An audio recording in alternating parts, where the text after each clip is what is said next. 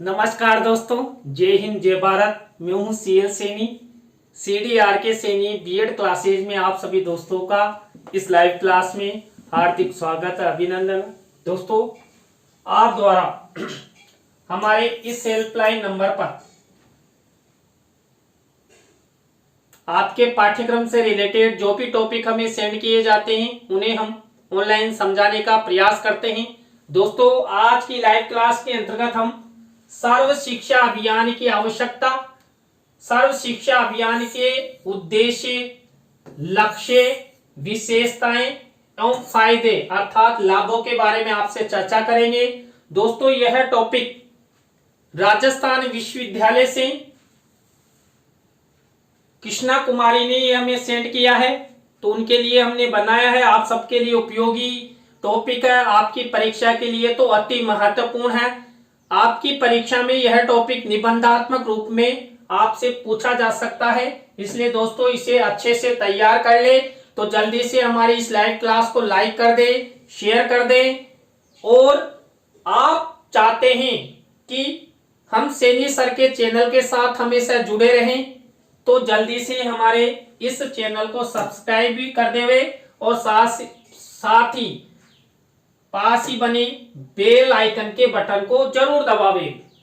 सर्व शिक्षा अभियान योजना 2001 में केंद्र में अटल बिहारी वाजपेयी की सरकार ने शुरू की थी। इस योजना का मुख्य उद्देश्य देश के हर बच्चे को शिक्षा देना था। एजुकेशन फॉर ऑल, सभी के लिए शिक्षा, चाहे वो देश का कोई सा भी बालक हो, किसी भी धर्म से हो, किसी भी जाति से हो, किसी भी वर्ग से हो, सभी को समान रूप से शिक्षा देना इस सर्व शिक्षा अभियान योजना का मुख्य उद्देश्य था। इसके तहत 6 से 14 वर्ष तक के बच्चों को मुफ्त एवं अनिवार्य शिक्षा के प्रावधान को मौलिक अधिकार के रूप में शामिल किया गया। सर्व शिक्षा अभियान को सभी के लिए शिक्षा नाम से भी जाना जाता है, एजुकेशन फॉर ऑल। इस अभियान के तहत देश के बच्चों के लिए सब पढ़े सब बढ़े का नारा भी दिया गया ताकि हर बच्चा स्कूल तक पहुंच सके। दोस्तों, आपकी प्रतियोगिता परीक्षाओं हेतु भी यहाँ पर बहुत सारे प्रश्न बन रहे हैं। जैसे सर्व शिक्षा अभियान जब प्रारंभ हुआ उसमें उस समय देश के प्रधानमंत्री थे अटल बिहारी जी वाजपेयी, और इनका संबंध भारतीय जनता पार्टी से रहा है। और सर्व शिक्षा अभियान 2001 में अस्तित्व में आया और यहाँ पर सभी के लिए शिक्षा, इसकी एक पॉलिसी है एजुकेशन फॉर ऑल, और इसका नारा था सब पढ़े सब बढ़े। तो इस तरह के कई प्रश्न आपकी प्रतियोगिता परीक्षाओं में पूछे जाते हैं। अब हम आपसे चर्चा करते हैं कि सर्व शिक्षा अभियान की आवश्यकता क्यों महसूस की गई। वर्ष 1990 में विश्व कॉन्फ्रेंस किया गया जिसका विषय था सबके लिए शिक्षा। इसमें सामान्य शिक्षा सुलभ न होने की वजह से इस समस्या को स्वीकार किया गया। साथ ही कॉन्फ्रेंस में यह भी स्वीकार किया गया कि सभी देश अपने यहाँ छात्रों को सामान्य शिक्षा को अनिवार्य एवं निःशुल्क रूप से लागू करे, क्योंकि सबके लिए शिक्षा एजुकेशन फॉर ऑल प्रोग्राम ये पूरे वर्ल्ड का है। तो पूरे वर्ल्ड द्वारा जब 1990 में एक कॉन्फ्रेंस की गई तो सभी ने आपस में चर्चा की जो प्रारंभिक शिक्षा है ये सभी देशवासियों के बालकों के लिए हो और अनिवार्य हो और निःशुल्क हो, सभी बालकों को शिक्षा मिले। कॉन्फ्रेंस में यह भी निर्णय लिया गया कि जो देश अपने यहाँ बच्चों को इस प्रकार की संसाधन उपलब्ध कराने में असमर्थ होंगे उन देशों को विकसित देश आर्थिक मदद करेंगे। दोस्तों, आप सभी जानते हैं हमारा देश विकासशील देश है, तो यहाँ पर इस कॉन्फ्रेंस में यह निर्णय लिया गया कि जो देश विकसित देश है वो विकासशील या आर्थिक कमजोरी से जूझ रहे देश या जिनका आर्थिक स्तर लो है उन देशों के बालक बालिकाओं को अनिवार्य और निःशुल्क शिक्षा दिलाने में महत्वपूर्ण भूमिका निभाएंगे, सहयोग करेंगे। भारत ने भी इसके लागू करने के लिए संसाधनों में वृद्धि के लिए विकसित देशों से तथा विश्व बैंक से आर्थिक मदद ली और सबके लिए शिक्षा को एक क्रांति के रूप में चलाया, जिसके अंतर्गत सर्व शिक्षा अभियान योजना, माध्यमिक शिक्षा कार्यक्रम तथा शिक्षा गारंटी योजना भी शामिल है। और इसी कारण से ये सर्व शिक्षा अभियान की आवश्यकता हमें महसूस हुई, यानी कि अंतरराष्ट्रीय दबाव में यहाँ पर हमारे देश में सर्व शिक्षा अभियान आया। इसके बाद सर्व शिक्षा अभियान योजना के कुछ उद्देश्य मेरे द्वारा यहाँ पर लिखे गए हैं। यहाँ पर सर्व शिक्षा अभियान का मुख्य उद्देश्य हर भारतीय को शिक्षा देना है, चाहे किसी भी धर्म, किसी भी जाति, किसी भी वर्ग से हो, उस बालक बालिका को शिक्षा प्रदान करना है। देश के 6 से 14 वर्ष तक के हर बच्चे को अनिवार्य शिक्षा देना इस योजना का मुख्य लक्ष्य है, उद्देश्य है। इसके लिए निर्धारित समय 2010 रखा गया था। 2010 तक प्रारंभिक शिक्षा को उपलब्ध कराने का लक्ष्य रखा गया था।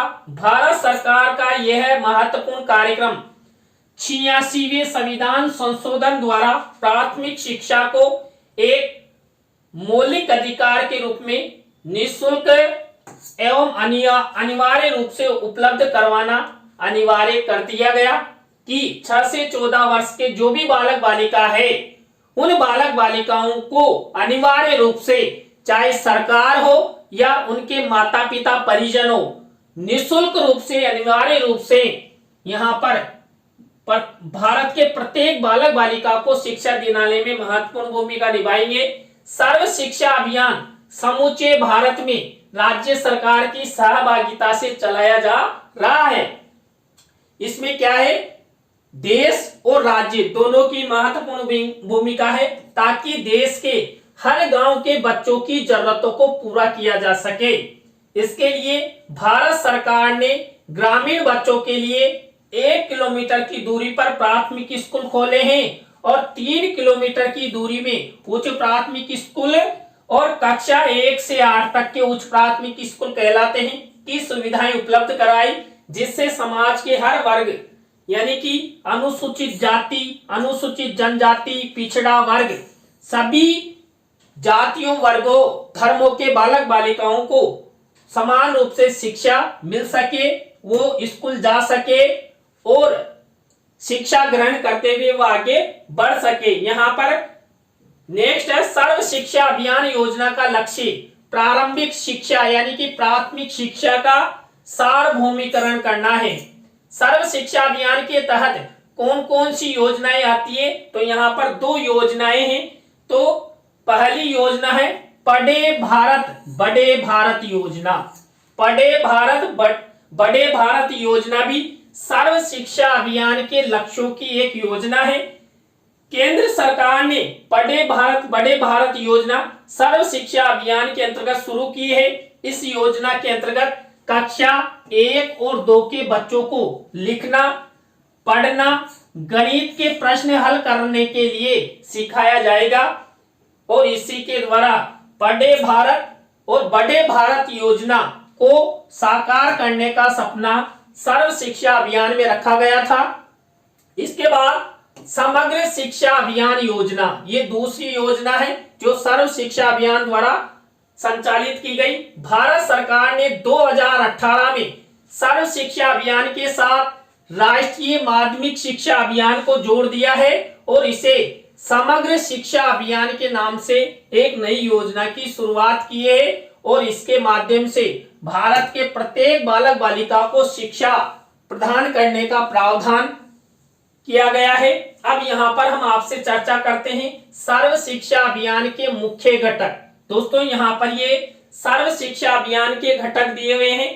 पहला है निःशुल्क पाठ्य पुस्तकें। दोस्तों यहाँ पर सर्व शिक्षा अभियान में जो भारत का प्रत्येक बालक है जो 6 से 14 वर्ष का है, जिसे प्रारंभिक शिक्षा लेनी है, स्कूल में भर्ती होने पर उन्हें निःशुल्क पाठ्य पुस्तकें वितरित करना यहाँ पर मुख्य घटक माना जाता है सर्व शिक्षा अभियान का। इसके बाद BRC ब्लॉक रिसोर्स सेंटर, यानी कि ब्लॉक स्तर पर भी कुछ कमेटियां बने और वो सर्च करें कि ब्लॉक स्तर पर बालक बालिकाओं की क्या क्या आवश्यकता है, किस तरह शिक्षण करवाया जा सकता है और किस तरह भारत को आगे बढ़ाया जा सकता है। इसके बाद CRC क्लस्टर रिसोर्स सेंटर, यानी कि यहां पर क्लस्टर, यानी कि मैं आपको बता दूं एक प्रणाली होती है जिसमें क्लस्टर योजना के तहत बालक बालिकाओं को शिक्षा प्रदान की जाती है।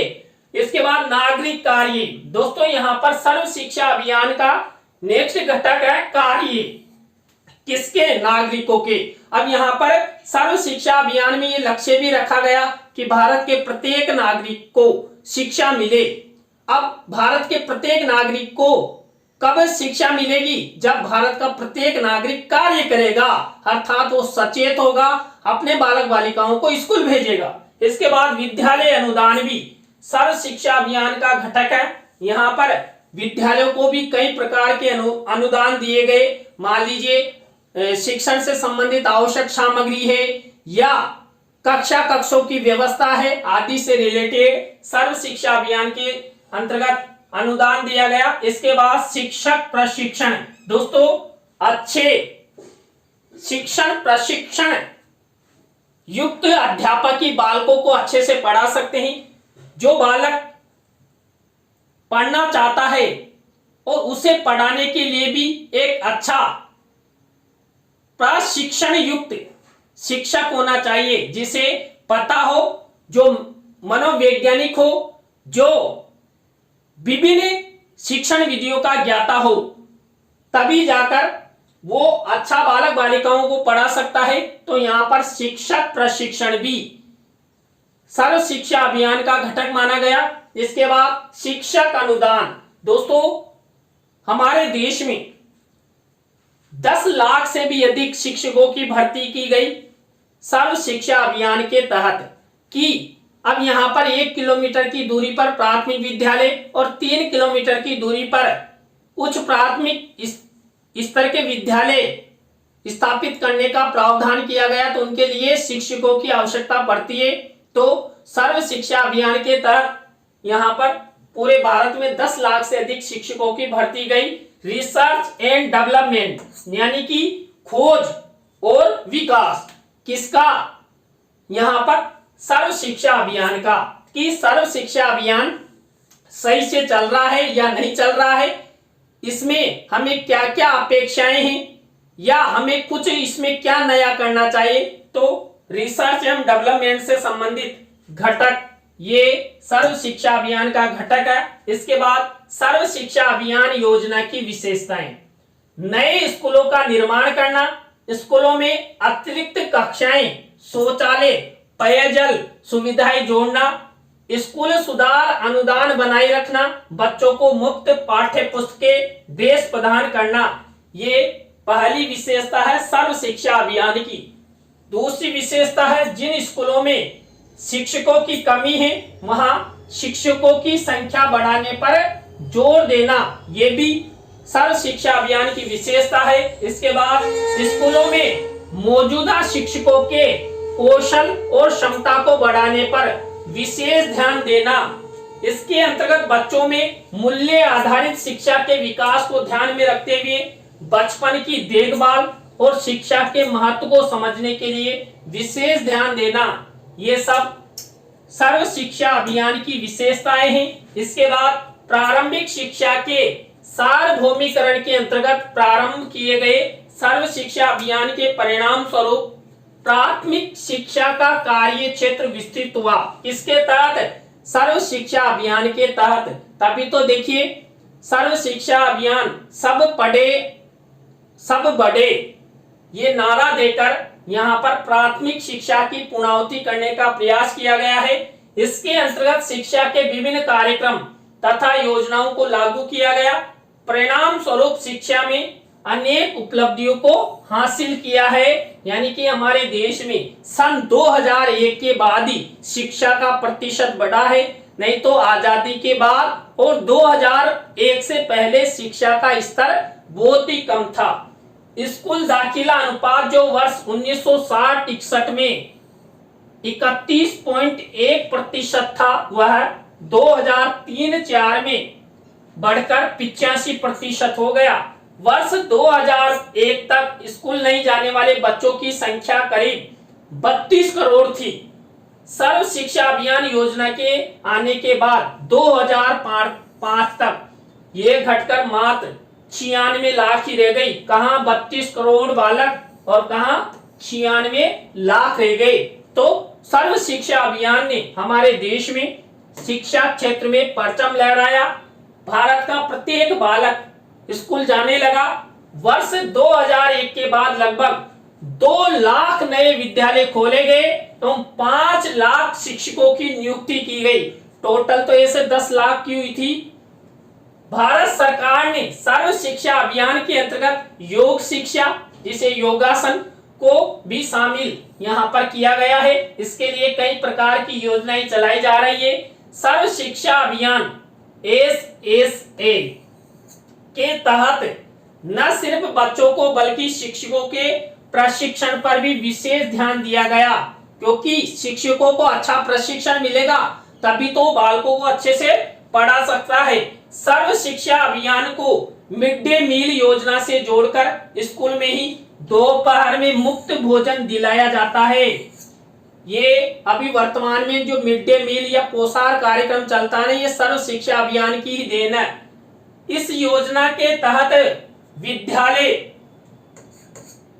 के मूलभूत ढांचे और उसके रख रखाव के लिए भी बजट रखा गया, ताकि नए बन रहे विद्यालय की तरह उनकी भी रूपरेखा बदली जा सके और उनमें बालक अच्छी शिक्षा ग्रहण कर सके। अब हम आपसे चर्चा करते हैं सर्व शिक्षा अभियान के फायदे। सर्व शिक्षा अभियान शुरू करने के तुरंत बाद 2003 तक लगभग सभी बच्चे स्कूल जाने लगे। बिल्कुल सही है। जब 32 करोड़ से 96 लाख रह गए, तो यहां पर वास्तव में सर्व शिक्षा अभियान ने हमारे देश में शिक्षा बढ़ाने पर महत्वपूर्ण योगदान दिया।